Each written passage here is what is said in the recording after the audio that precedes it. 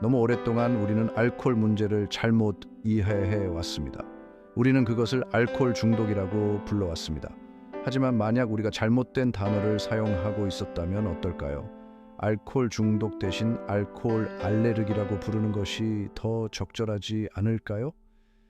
이제는 알코올 문제에 대해 이야기하는 방식을 재고해야 할 때입니다. 이것은 단순한 말장난이 아닙니다. 이해에 관한 것이고 연민에 관한 것이며 변화에 관한 것입니다. 생각해 보세요. 누군가가 중독되었다고 말할 때 어떤 이미지가 떠오르나요? 나약함, 의지력 부족, 도덕적 해이, 이것들은 중독이라는 단어에 따라오는 암묵적인 판단입니다. 하지만 만약 우리가 누군가가 알코올에 알레르기가 있다고 말한다면 어떨까요? 갑자기 선택의 문제가 아니게 됩니다. 인격의 문제도 아닙니다. 생물학적인 문제이고 개인이 어떻게 할 수 없는 신체적 반응에 대한 것입니다. 이러한 언어의 변화는 모든 것을 바꿀 수 있습니다. 우리가 알코올로 고통받는 사람들을 보는 방식을 바꿀 수 있고 그들이 스스로를 보는 방식을 바꿀 수 있으며 우리가 치료에 접근하는 방식을 바꿀 수 있습니다. 정책을 바꿀 수 있고 삶을 바꿀 수 있습니다. 그것이 바로 말의 힘이고 이해의 힘입니다. 하지만 왜 이런 변화를 만들어야 할까요? 왜 지금일까요? 과학이 많은 사람들이 오랫동안 의심해 온 것에 따라잡고 있기 때문입니다. 우리의 신체가 알코올을 어떻게 처리하는지에 영향을 미치는 유전적 요인에 대해 더 많이 배우고 있기 때문입니다. 어떤 사람들에게는 알코올이 단순한 유혹이 아니라 독소라는 것을 이해하고 있기 때문입니다. 그들의 신체는 다른 사람들이 경험하지 못하는 방식으로 알코올에 반응합니다. 땅콩 알레르기나 벌침 알레르기처럼 어떤 사람들은 신체가 알코올에 대해 위험하고 심지어 생명을 위협할 수 있는 방식으로 거부 반응을 보입니다. 역사는 질병에 대한 우리의 이해가 어떻게 진화해 왔는지 보여주는 사례들로 가득합니다.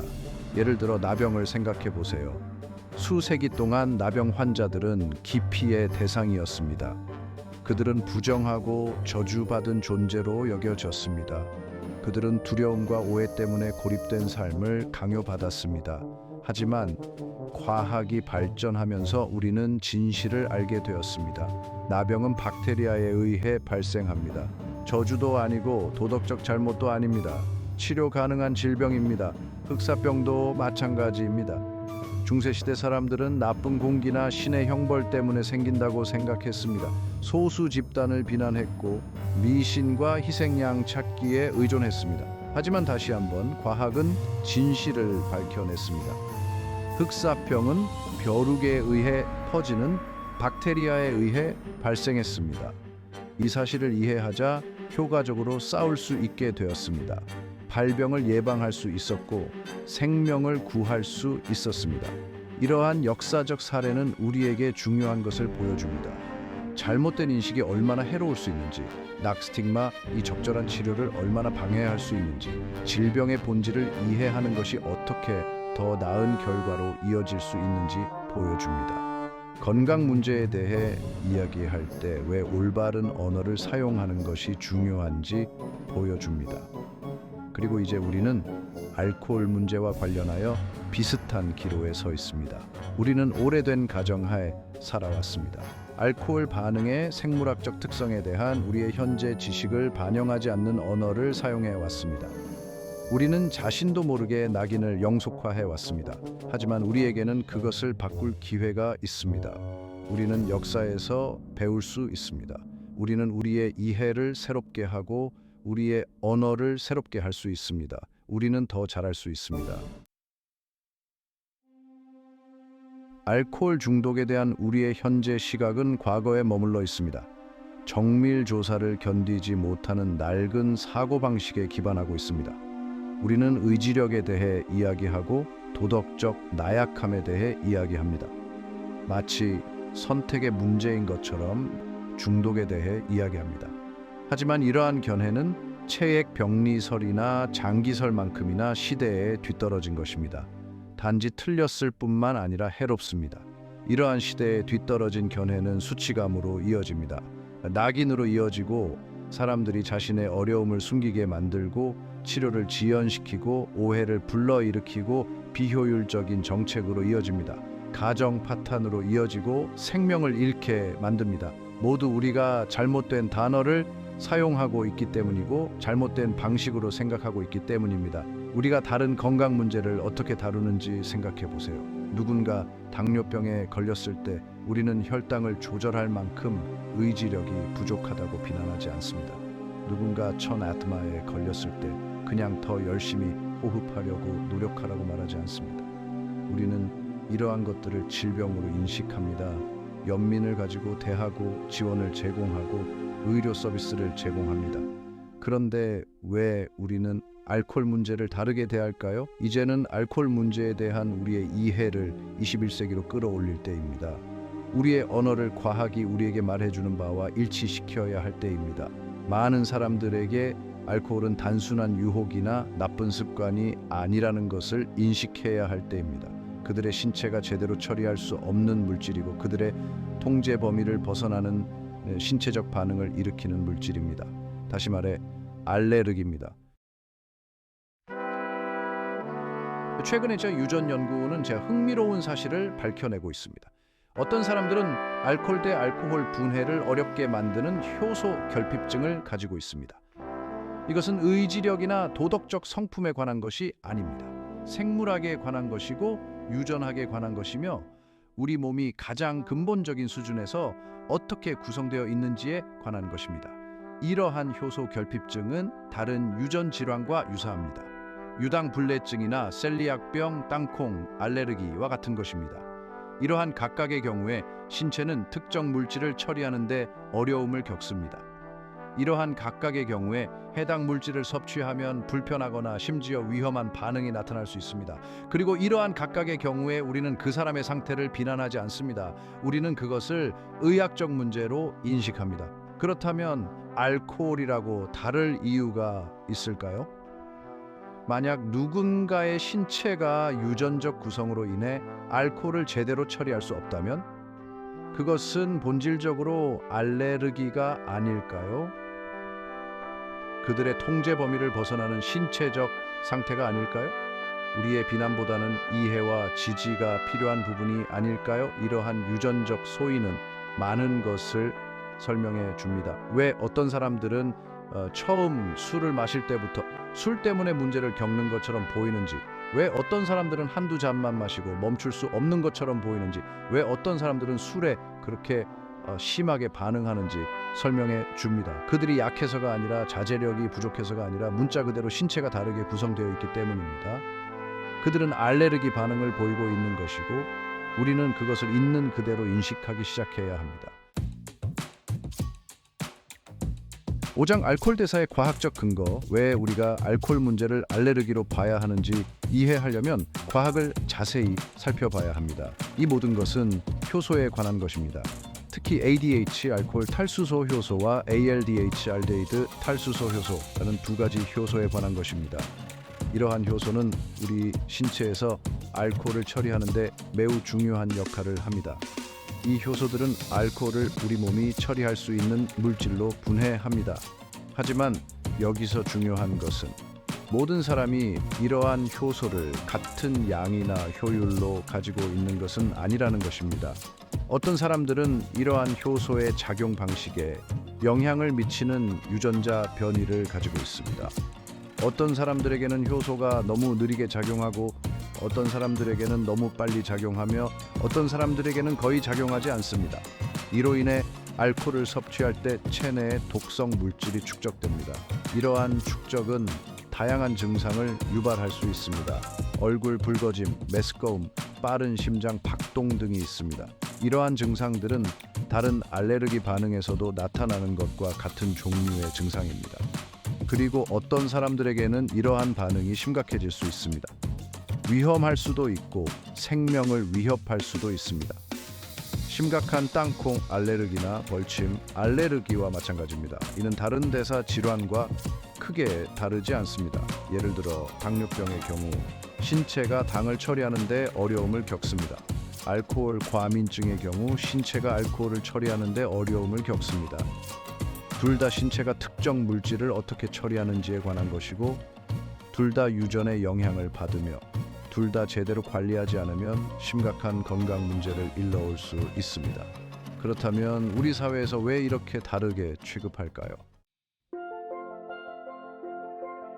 6장 흔한 알레르기와 그 증상, 왜 알코올 과민증을 알레르기로 봐야 하는지 이해하려면 다른 흔한 알레르기를 살펴보는 것이 도움이 됩니다.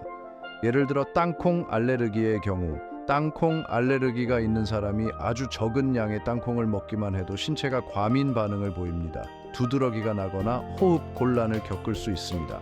심한 경우 아나필락시스 쇼크에 빠질 수도 있습니다. 심각하고 생명을 위협할 수 있는 반응입니다. 또는 유당 불내증을 생각해 보세요. 엄밀히 말하면 알레르기는 아니지만 비슷한 개념입니다. 유당 불내증이 있는 사람들은 우유와 유제품을 제대로 소화하지 못합니다. 이러한 음식을 섭취하면 블로이팅, 복통, 설사를 경험할 수 있습니다.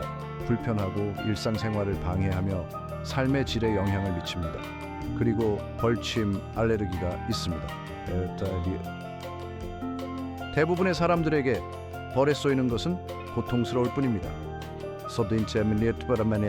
하지만 알레르기가 있는 사람들에게는 붓기, 호흡, 곤란, 심지어 심장 마비까지 일러올 수 있습니다. 다른 사람들은 아무런 문제 없이 견디는 물질에 대해 신체가 극단적인 반응을 보일 수 있다는 또 다른 예입니다. 이제 어떤 사람들이 술을 마셨을 때 경험하는 증상에 대해 생각해 보세요. 얼굴 붉어짐, 메스꺼움, 빠른 심장 박동, 호흡 곤란 등이 있습니다. 심한 경우 의식을 잃는 경우도 있습니다. 이러한 증상들이 다른 알레르기에서 나타나는 증상과 유사하지 않나요? 신체가 견딜 수 없는 물질에 대해 거부 반응을 보이고 있다는 신호가 아닐까요? 바로 이런 이유 때문에 우리는 알코올 과민증을 다른 알레르기와 같은 방식으로 생각하기 시작해야 합니다. 7장 중독을 알레르기로 재정의학이 낙인 줄이기. 알코올 문제를 중독 대신 알레르기라고 부르는 것은 모든 것을 바꿀 수 있습니다. 낙인을 줄이고 이해를 높이며 더 나은 지원으로 이어질 수 있습니다. 삶을 변화시킬 수 있습니다. 이것은 단순한 단어의 문제가 아닙니다. 인식에 관한 것이고 연민에 관한 것이며 건강에 관한 것입니다. 우리가 누군가에게 알레르기가 있다라고 말할 때 우리는 그들을 비난하거나 판단하지 않습니다. 반응을 보이지 않으려고 더 노력하라고 말하지 않습니다. 우리는 그것이 질병이라는 것을 이해합니다. 우리는 지원을 제공하고 그들이 유발 요인을 피하도록 돕고 필요할 때 의료 서비스를 제공합니다. 이것이 바로 알코올 문제에 대해 우리가 취해야 할 접근 방식입니다. 이러한 재정의는 사람들이 스스로를 보는 방식도 바꿀 수 있습니다. 나약하거나 도덕적으로 결함이 있다고 느끼는 대신 자신에게 질병이 있다는 것을 이해할 수 있습니다. 도움을 구할 수 있는 자신감을 얻을 수 있고 수치감을 덜 느낄 수 있으며 친구나 가족에게 더 솔직해질 수 있습니다. 더 빨리 필요한 지원을 받을 수 있습니다. 이러한 관점의 전환은 정책도 바꿀 수 있습니다. 치료에 대한 더 나은 의료 서비스 보장으로 이어질 수 있고 예방에 대한 접근 방식을 바꿀 수 있으며 직장 정책에 영향을 미칠 수 있습니다. 교육 프로그램을 만들 수 있습니다. 알코올 과민증을 질병으로 인식함으로써 우리는 알코올 과민증을 효과적으로 해결할 수 있는 새로운 길을 열 수 있습니다. 8장 공익 캠페인 및 문화적 변화, 중독에서 알레르기로 전환하려면 공익 캠페인이 필요합니다. 교육이 필요하고 문화적 변화가 필요합니다. 하룻밤 사이에 일어날 수 있는 일이 아닙니다. 노력과 끈기, 리더십이 필요합니다. 하지만 잠재적 이점을 고려할 때 그만한 노력을 기울일 가치가 있습니다. 과거의 공중보건 캠페인에서 영감을 얻을 수 있습니다. 흡연에 대한 인식이 어떻게 바뀌었는지 생각해 보세요. 과거에는 흡연이 멋있게 여겨졌지만 지금은 건강에 해로운 것으로 널리 인식되고 있습니다. 이러한 변화는 우연히 일어난 것이 아닙니다. 수년간의 공교육과 정책 변화, 문화적 변화가 필요했습니다. 우리는 알코올 문제에 대해서도 똑같이 할 수 있습니다. 한국의 경우 기업 음주 문화를 바꾸려는 움직임이 있었습니다. 삼성과 같은 기업들은 회식 자리에서 술을 강요하는 분위기를 줄이기 위해 노력해 왔습니다. 그들은 모든 사람이 알코올을 똑같이 견딜 수 있는 것은 아니라는 것을 인식하고 있습니다. 보다 포용적인 환경을 조성하고 있습니다. 이것이 바로 우리에게 필요한 문화적 변화입니다. 이러한 캠페인은 문화적으로 민감해야 합니다. 알코올이 문화마다 다른 역할을 한다는 것을 인식해야 하고 각 공동체의 특정 과제와 오해를 해결해야 합니다. 하지만 핵심 메시지는 보편적이어야 합니다. 알코올 과민증은 도덕적 결함이 아니라 신체적 질환이라는 것입니다. 선택이 아닌 알레르기이며 우리의 비난이 아닌 이해와 지지가 필요합니다. 구장 변화를 위한 요구, 모범을 통한 리더십. 알코올 문제에 대한 우리의 시각을 바꾸려면 리더가 필요합니다. 공인들이 목소리를 내고 유명 인사들이 자신의 이야기를 공유해야 합니다. 정치인들은 새로운 정책을 옹호하고 의사들은 언어를 업데이트하고 교사들은 다음 세대를 교육해야 합니다. 이러한 변화에 모두가 동참해야 합니다. 만약 유명 스포츠 스타가 자신의 중독 대신 알코올 알레르기에 대해 이야기한다면 어떨까요? 인기 있는 음악가가 자신의 알코올 과민증을 어떻게 관리하는지 공유한다면 어떨까요? 존경받는 정치인이 알코올 문제를 형사사법 문제가 아닌 공중보건 문제로 다루자고 주장한다면 어떨까요? 이러한 행동은 대화에 불을 지피고 인식을 바꾸며 생명을 구할 수 있습니다. 이러한 변화는 특히 젊은 세대에게 중요합니다. 알코올 문제를 알레르기로 재정의함으로써 우리는 처음부터 더 정확하고 낙인이 덜 찍힌 이해를 제공할 수 있습니다. 그들이 자신의 건강에 대해 정보에 입각한 결정을 내릴 수 있도록 힘을 실어줄 수 있습니다.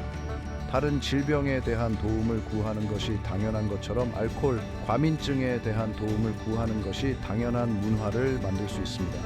지금이 바로 변화의 적기입니다. 우리에게는 과학적 지식과 사회적 인식, 소통 도구가 있습니다. 필요한 것은 이를 실현하려는 의지뿐입니다. 언어를 바꿈으로써 우리는 삶을 바꿀 수 있습니다. 알코올 과민증을 알레르기로 이해함으로써 우리 모두를 위해 더 건강하고 더 많은 연민이 있는 사회를 만들 수 있습니다. 그것은 바로 우리 자신부터 시작하고 오늘부터 시작하며 알코올 문제를 있는 그대로 부르는 것에서부터 시작합니다. 중독이 아닌 알레르기입니다.